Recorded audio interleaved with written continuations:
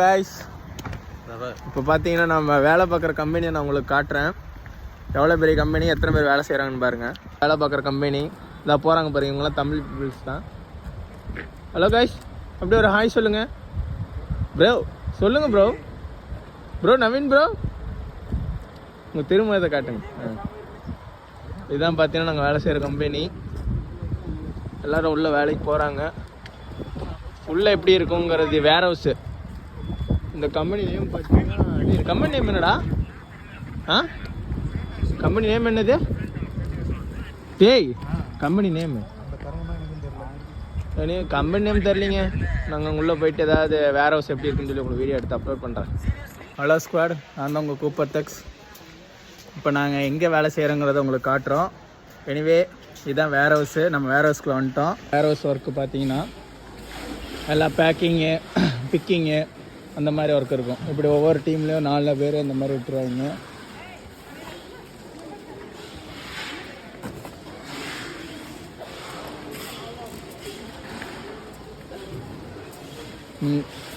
இனிமே C case நான் முடிஞ்சால் இன்னும் கொஞ்சம் பக்கத்தில் க்ளோஸ்அப்பில் காட்ட முடியுமான்னு பார்க்குறேன். ஏன்னா இங்கே ஃபோன் அலௌடு கிடையாது. இதுவே அவங்களுக்கு தெரியாமல் தான் நான் எடுக்கிறேன்.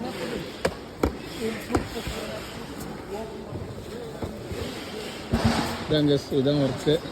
பேக் பண்ணி ஸ்டிக்கர் அடிக்க பாருங்கள். இந்த மாதிரி தான் ஒர்க்கெல்லாம் இருக்கும். இந்த மாதிரி பாக்ஸ்லாம் எடுத்து வச்சு ரேப் பண்ணுற மாதிரி, அந்த வண்டியை வச்சு தள்ளிட்டு போகிற மாதிரி இருக்கும். அவர் பண்ணுறது பாருங்கள். இந்த மாதிரி ரேப் பண்ணுற மாதிரி இருக்கும். இதுதான் கைஸ் வேர் ஹவுஸ்.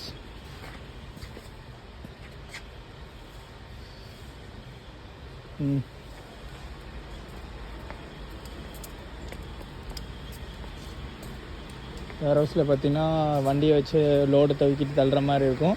அப்புறம் பேக்கிங் இருக்கும். இது பார்த்தீங்கன்னா ஃபோர்க் லிஃப்ட் ஆப்ரேட்ரு. இந்த ஒர்க் அவ்வளோ சீக்கிரம் கிடைக்காது. உங்களுக்கு ரஷ்யன் லாங்குவேஜ் தெரிஞ்சிருந்தால் உங்களை ட்ரைவ் பண்ண விடுவாங்க. பாருங்கள், அதை அவர் ட்ராலி தள்ளிட்டு போகிறாரு பாருங்கள். அந்த மாதிரி எல்லாம் தான் ஒர்க் இருக்கும் பாய்ஸ்.